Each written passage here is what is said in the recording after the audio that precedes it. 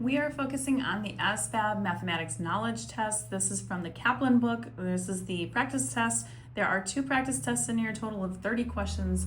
I'm going to be doing 15 videos, 2 questions each, and there's also 15 videos of the arithmetic knowledge to prep you and get you ready for this test. So here we go with question number 11. Given the equation 5xy minus y squared, all divided by y minus 2 is equal to 21. We're told if y is equal to 3, what is the value of x? So the first thing I want to do is take a look at this problem.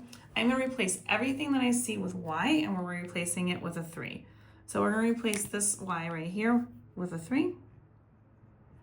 We're replacing this y here with a 3. And same thing right here. So now we're going to go ahead and solve this. So 3 times 5 is going to be 15, and then it's x. And then we have 3 squared. 3 times 3 is 9, divided by 3 minus 2, which is just going to be 1, and that's equal to 21. Now, anything over 1 is not going to change that number at all. So really, it's like it doesn't need to be there. So anything in the fraction that's over 1 is the same thing. So what we're going to do is just solve to get x by itself. We always focus on that piece that's not attached to x, which is that minus 9. We're going to do opposite operation. Add 9 to both sides. We'll be left with 15x over here. These will be gone. This will be 30. Opposite operation, this is 15 times x. We're going to do the opposite, which is 15 divided by 15.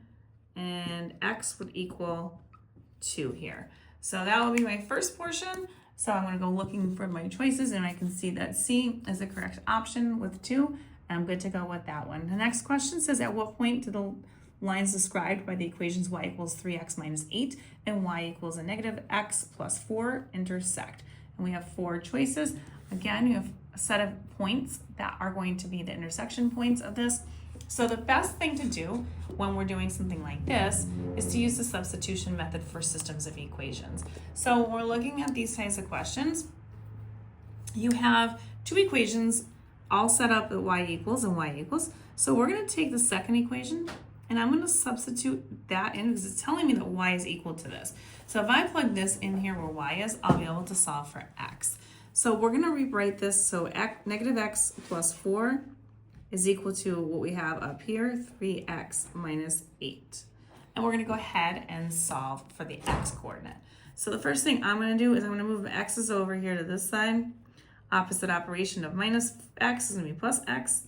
That's going to leave me with no x's over here, just the 4.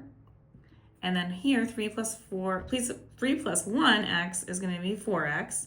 This is going to be minus 8. And now that I have the x's over on the right-hand side, what I want to do is I want to move that 8 over on the left-hand side. Opposite operation of a minus 8 is plus 8. That's going to give me 12 over here. These will be gone. And then that's going to be 4x. Opposite operation of 4 times is divided by 4. And 4 divided by 4 is 1.